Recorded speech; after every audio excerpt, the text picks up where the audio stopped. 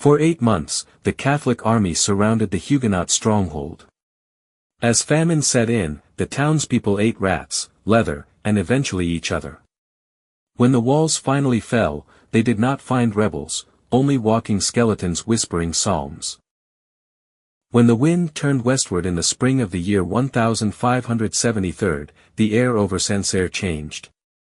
It no longer carried the scent of tilled soil or vineyard bloom, but something bitter, metallic, and faintly sweet, the breath of stone under pressure. Those who traveled near the valley spoke in hushed tones of a sound that did not belong to wind, water, or beast. It came from the walls, not from atop them, but from within. A low, sustained tremor, as if the very limestone of the fortress remembered suffering and chose now to recall it aloud. Shepherds no longer grazed near the city.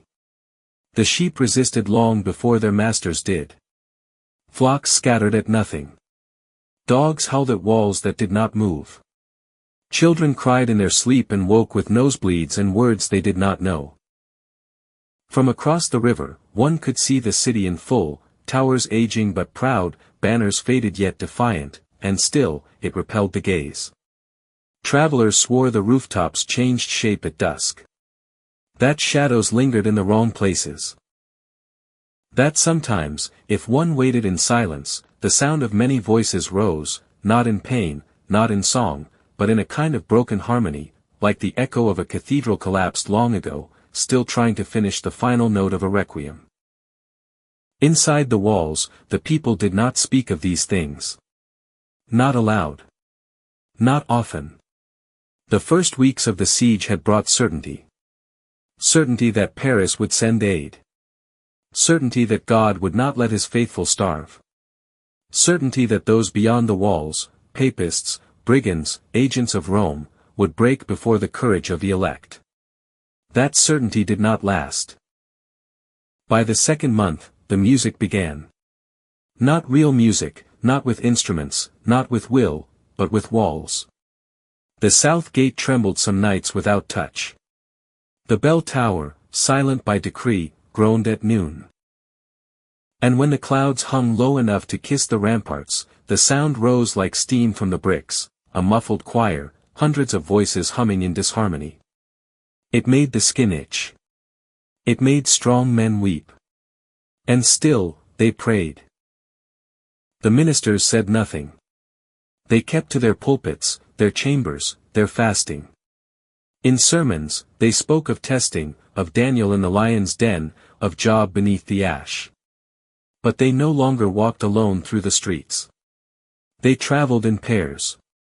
They no longer touched the stone walls as they passed them. Some refused to enter the cathedral altogether, claiming it breathed. Outside the city, the Catholics tightened the noose.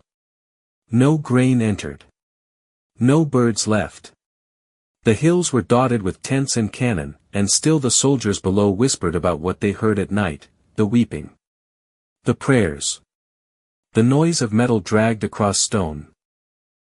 One soldier claimed to see light flickering through a narrow slit in the southern tower, though no flame should have survived inside for so long. Another said the banners moved against the wind, as if the city itself exhaled in defiance. No messages came from Sancerre. No warnings, no pleas, no threats. Only silence, pierced by the impossible. When the wind shifted, the sound returned. It flowed from every crack and chimney like breath from the mouths of the dead. The valley became a throat. The walls became its teeth. And from deep within the city came the sound of a mass, dissonant, endless, and wrong. Not sung by men. Not sung for God. But sung, all the same. The spring rains came late that year, and when they did, they fell on iron and ash. From the southern hills to the northern farms, the world around Sancerre turned grey. The Catholic League arrived not as an army, but as a procession, robed in smoke, armored in sermons, led by men who believed God spoke through cannon fire. They carried banners soaked in old blood and relics that glinted in the dusk. Behind them came the guns, dragged through mud by oxen too tired to bellow. Within days, every road leading into the city was cut. No messages went out. No supplies came in. The siege had begun. Inside the walls, the people prayed. At first, they gathered in churches, in basements, in market squares, asking why salvation had come wearing Catholic armor. But hunger has no patience for theology. By the end of the third week, the grain was gone. The city granary, built to withstand 6 months of hardship, had been emptied in 22 days. Rats vanished first, hunted with sticks, with traps, with bare hands. Children learned to kill them with stones. Their meat was stringy but edible. The fur was saved for warmth. Bones were boiled for broth. When the rats were gone, the dogs began to disappear. Then the cats. Then the books. Not for reading, for binding. Leather covers were soaked, scraped, and softened. Stew made from a psalter could feed a family for a day. Psalms dissolved into glue, then into soup. The city began to smell different. Less of smoke, more of rot and oil and something sweet, the kind of sweetness that clings to butchered meat. By midsummer, the trees were naked. Bark peeled in long strips, chewed to pulp and swallowed despite the pain it caused. Women gathered moss and tried to bake it like flour.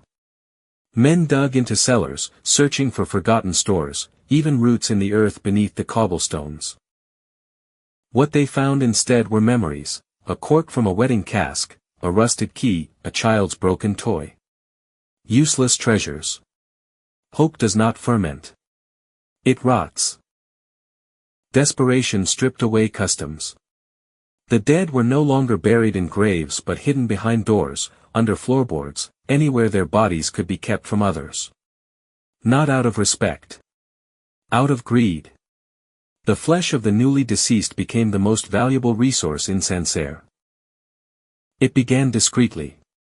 A missing neighbor. A vanished beggar. But hunger makes secrecy impossible. Soon the markets changed. Salted cuts were traded in silence. No one asked their origin. Eyes looked elsewhere. The word meat was no longer spoken, only weighed. When the woman was found with her child's blood on her chin, people watched. Some wept. Some prayed. None interfered. She did not hide what she had done. She sat in the center of her home, cradling the gnawed remains, singing lullabies with a voice long gone hoarse. The ministers said nothing. The guards walked past. Judgment had left the city long ago. What remained was a law older than scripture: eat, or die.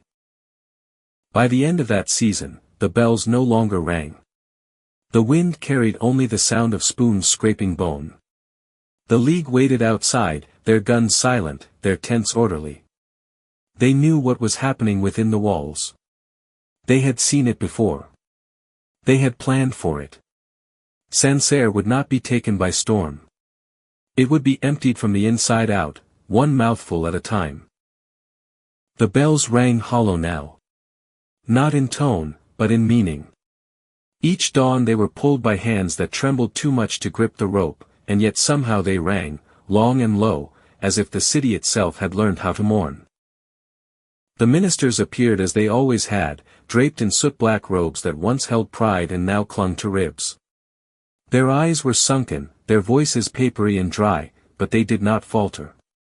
Every morning as the frost coiled around the stones, they gathered the starving and the skeletal into what remained of the square. There they preached not of deliverance, but of endurance. Not of heaven, but of endurance until heaven. They spoke of divine trials, of Abraham's knife and Job's boils, of saints flayed alive and martyrs buried beneath lions. They spoke of how salvation was measured not in gold or doctrine, but in how much suffering one could carry without breaking. The words did not feed the stomach, but they fed something else. Something slower. Something deeper. And in a city where faith was the only light left, even the shadows leaned closer to listen. By the 4th month, skin was currency. Strips of boiled leather fetched higher value than prayer books. The graveyard, once sealed, was broken open quietly, and in the dead of night, figures descended with shovels and knives. At first, they took from the fresh. Bodies still pliant. Muscles intact. Flesh that had not yet remembered it was dead. The marrow was sweet then, the fat still clung to the bones. Some tried cooking, others did not bother. The smell of charred tendon mixed with ash in the alleyways, and no one followed it. The ministers did not bless the bodies. They did not condemn them either. They said nothing, only turned their faces skyward and wept soundlessly. The sermons continued. Stories of the desert fathers who starved in caves for 40 days. Of those who ate dust and rocks to resist temptation. Of divine hunger that could purge sin. Soon, people began to speak of it differently. Not as eating. Not as crime. But as purification. A holy transaction between life and death. And when the first child was found, carefully opened from throat to belly, her organs removed and arranged in a perfect circle on the stone floor of the cathedral, no one wept. They only whispered the psalm of the broken body. The words did not ask for forgiveness. They asked for fire. The flesh had been salted. She had been prepared, some said, like an offering. The old men argued whether it was blasphemy or transcendence. The young did not speak at all. They had learned to chew with their eyes closed. By the 5th month, the wind carried a taste of iron. It coated the teeth and lingered in the nostrils. The dogs had all vanished. The pigeons, too. Bones were collected in baskets and split with hammers. The marrow boiled in pots stolen from the monastery. In one household, a mother was found feeding her children soup made from the bones of their father. She had removed the wedding ring before boiling. It was found tucked neatly beneath his skull.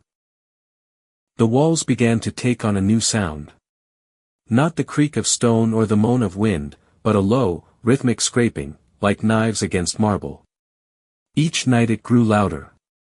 Some said it was the army, dragging ladders and preparing for the final breach. But there was no movement in the enemy camp. No lights. No drums. Only the sound. Inside, no one slept. In the crypt beneath the chapel, a room once sealed by sacred stone had been broken open. It was there they gathered, not to pray, but to choose. To divide what remained. A thigh here, a shoulder there. The priests watched.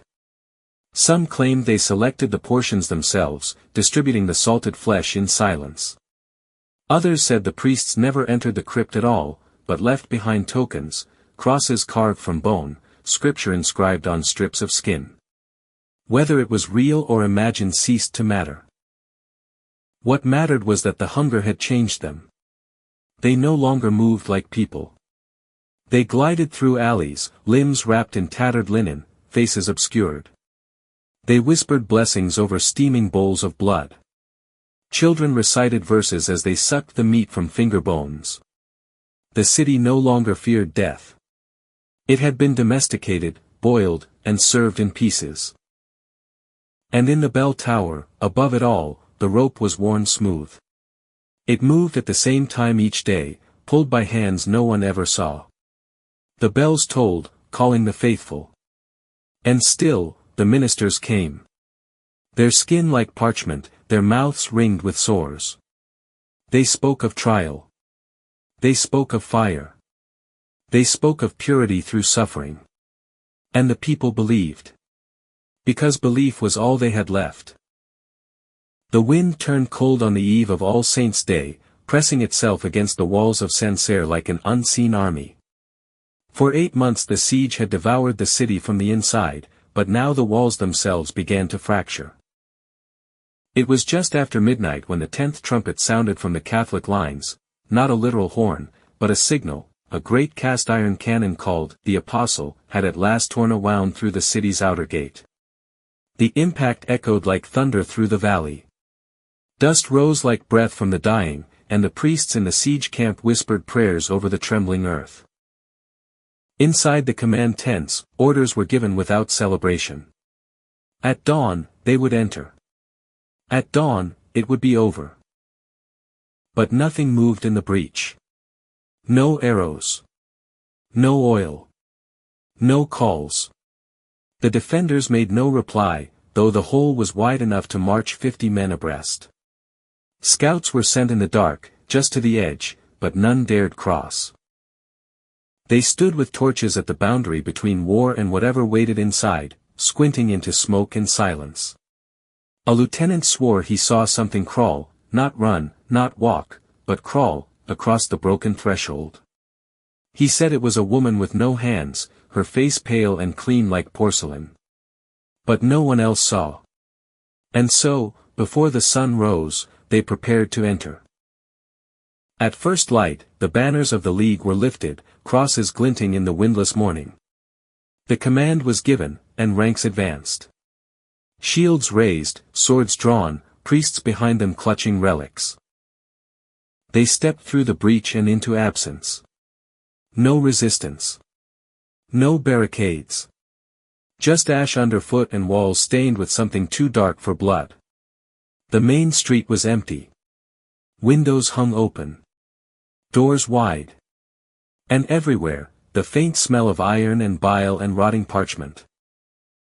As they pushed deeper, movement began to appear, not soldiers, not civilians, but shadows in the shape of people. Barefoot figures drifted between alleyways, gaunt and stumbling. Some knelt in the streets, whispering things that had no sound. One was clutching a severed lamb's head. Another had a book, a Bible, half-burnt, and was tearing out the pages with shaking fingers, stuffing them into his mouth and chewing slowly, deliberately, as if tasting forgiveness. When approached, he looked up. His eyes were filmed white. His tongue was missing. Others wandered blindly, hands outstretched, feeling walls that wept with condensation and soot. One woman carried a bundle in her arms that, at first, seemed to be a child. But when the cloth slipped, it was only bones wrapped in linen, its mouth filled with ash. They did not scream. They did not speak. They only existed, remnants of hunger shaped into men and women. By mid-morning, the soldiers reached the center of town. The marketplace had become a cathedral of silence. Where there should have been stalls, there were cairns of teeth. Where fountains once spilled water, they now overflowed with a thick red sludge that no one dared name. Crows circled above but did not land. Dogs were nowhere. Even the flies had abandoned this place. A group of officers entered the chapel, expecting a barricaded sanctum, but found only shadows stretching across the broken floor. The altar had been shattered. The pews were scorched. And on the walls, smeared in something that still glistened, were passages from Scripture, not written, but finger-traced in reverse. The verses looped endlessly, those of famine, of judgment, of the wrath of God poured without mercy. The crucifix above the altar had been inverted and nailed upside down through a lamb's ribcage. Beneath it, a man stood perfectly still, dressed in nothing but a bishop's torn robe. His eyes were open. His skin was gray. He did not speak when they shouted. He only moved his mouth in silence, matching the shape of words the soldiers could not hear. Then, very slowly, he stepped back into the shadows behind the pulpit and was gone. Word spread quickly. Units stopped advancing. The commanders barked orders, but the men hesitated.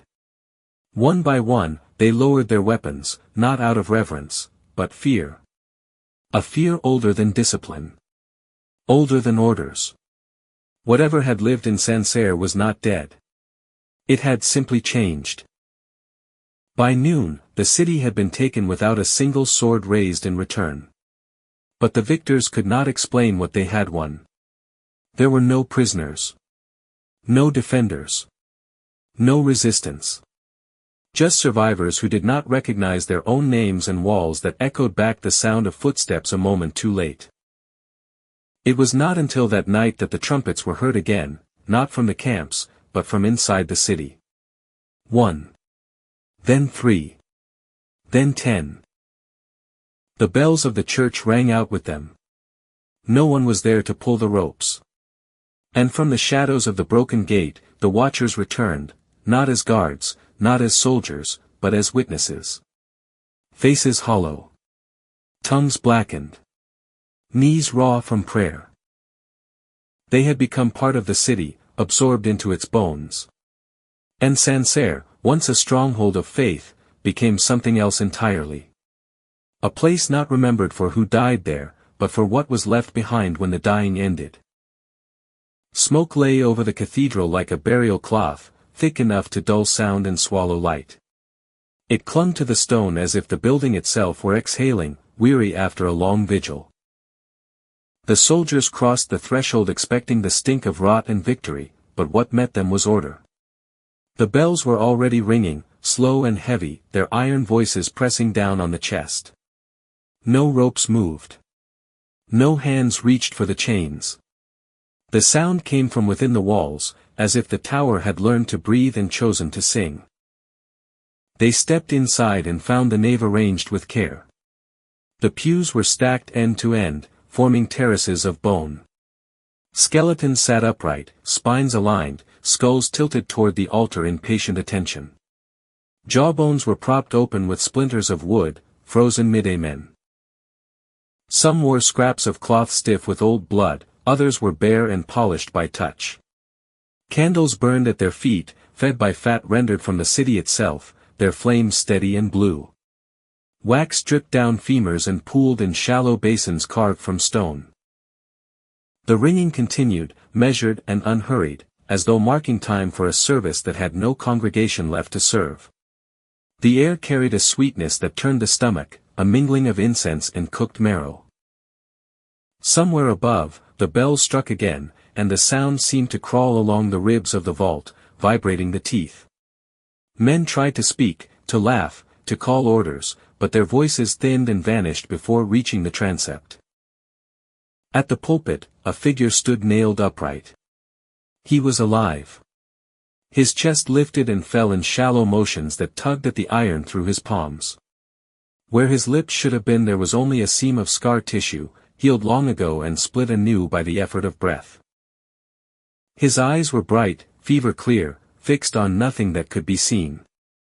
He leaned forward as far as the nails allowed, and from the raw opening of his mouth came a murmur shaped like prayer but flowing the wrong way, syllables unwinding themselves as if time had been reversed. The Latin crawled across the floor. It slithered up boots and greaves, seeped into male links, found the spaces behind the eyes. Words learned in childhood returned as distortions, familiar and monstrous. A blessing became a curse by the turning of a breath. The man at the pulpit shuddered with each phrase, as if the language were passing through him rather than coming from him, as if the walls had chosen him as their throat. An officer dropped his sword and ran. Another followed, then another, their discipline shedding like skin. They fled toward the door, past the pews, past the listening dead, out into the smoke and the cold. Those who tried to follow found their legs unresponsive, not frozen but held, as though the stone beneath their feet had grown hands. The ringing swelled. It pressed against the skull until thoughts scattered. The nave began to answer the bells with a sound of its own, a rising lament that did not come from any single place. The walls wailed. It was not a noise made by cracks or settling stone. It was layered and deliberate, a chorus of grief pulled from mortar and memory. Every prayer spoken in hunger, every psalm whispered over a stolen bone, every last breath taken without witness, gathered and released at once. The soldiers felt it in their joints. Old wounds throbbed. Teeth loosened. One man fell to his knees and clutched his ears until blood ran between his fingers. Another laughed, high and thin, then stopped breathing without falling. The man at the pulpit went silent. His head dropped. The ringing faltered, then resumed, slower now, as if satisfied. Smoke drifted down from the clerestory and settled over the skeletons, softening their outlines, returning them to shadow. The candles guttered and flared, casting the nave in a flicker that made the dead seem to shift, to lean closer. No one ordered a retreat. No one needed to. When the sound finally ebbed, it left a pressure behind, a warning etched into the air. The soldiers who could move backed away inch by inch, eyes fixed on the altar, afraid to turn their backs on a building that had learned how to speak. Outside, the bells continued to ring, though the tower stood empty. And long after the doors were abandoned to the smoke, the cathedral kept its vigil, waiting for ears willing to listen. By the winter of that same year, the snow fell early, covering the blood-stained stones of Sancerre in a stillness so complete that it felt staged, like a painted scene glimpsed through a broken chapel window. Nothing moved. The gates stood ajar, creaking only when the wind shifted, though there was no one left to bar them. The Catholic League sent no more messengers. Their final scouts had entered in late November, 3 men cloaked against the frost, bearing the Lord's banner and blessed salt. They were expected back by sunset. They were never seen again. Their horses returned without riders. Their boots were still strapped in place, stained dark at the ankle, as if something had risen through the stone and drunk its fill.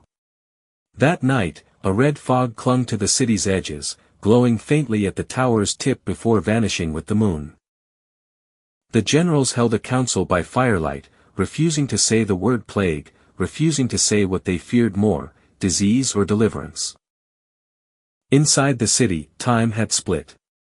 Trees in the central square no longer bore leaves but strips of cloth, hundreds of them, tied by invisible hands. Some were embroidered with scripture, others with the names of the dead. No one admitted placing them. No one removed them. In the catacombs beneath the main cathedral, the air remained warm, though no fires burned. Rats would not enter. Dogs refused meat taken from the southern quarter. Monks from nearby abbeys came bearing relics to sanctify the ruins. They left before nightfall, pale and wordless, one clutching his own tongue as if holding back blasphemy. By the spring of the following year, the city was sealed with a wax decree, uninhabitable, unholy, undesired. The League declared it pacified, but not reclaimed. No garrison was stationed. No tribute collected. The roads leading to Sancerre were rerouted on official maps, marked as impassable due to landslide, though no such landslide had ever occurred. When questioned, the cartographers shrugged. Their hands, they claimed, moved on their own when they drew that region. And when they tried to erase it, the ink bled.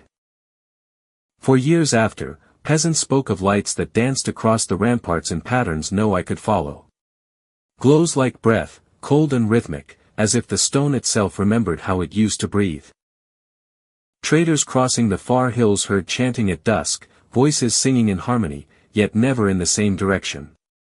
Some reported seeing faces in the slits of the battlements, gaunt, lidless, lips barely moving, but mouthing the words of forgotten hymns. The sound carried for leagues on nights when the moon hung low and red. Children were warned to stay away. Priests warned each other in quieter tones. And still, every decade or so, someone went in. A seeker, a skeptic, a thief. None came back with proof. Most didn't come back at all. Those who did return changed, silent, brittle, eyes that watered in full sun. One girl walked home barefoot through the snow in midwinter. Her feet were blue to the knee, frozen solid. She left no tracks. By the middle of the next century, the name Sancerre was dropped from official records. Fields bloomed again in the region, but no seeds took root within a mile of its walls. Crows veered wide. Bells from neighboring towns stopped mid-chime when the wind blew from the south. Some blamed the war. Others blamed God. But those who had passed near, those who had heard the walls themselves shiver, they did not speak at all. Because what lingered in Sancerre was not death. It was what came after. And it waited.